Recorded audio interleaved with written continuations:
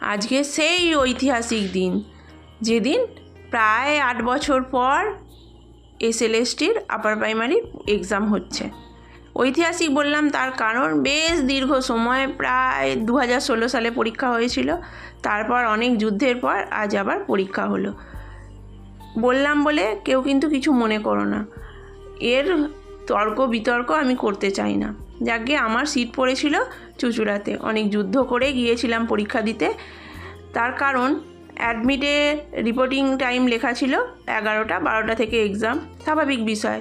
কিন্তু আমাদের চেয়ারম্যান সাহেব ঘোষণা করে দিয়েছেন কালকে যে 10টার মধ্যে পৌঁছতে হবে। যুদ্ধ তো হবেই। ভোর থেকে উঠে রেডি হয়ে খাওয়া দাওয়া সেরে স্নান টান করে বেরিয়েছিলাম।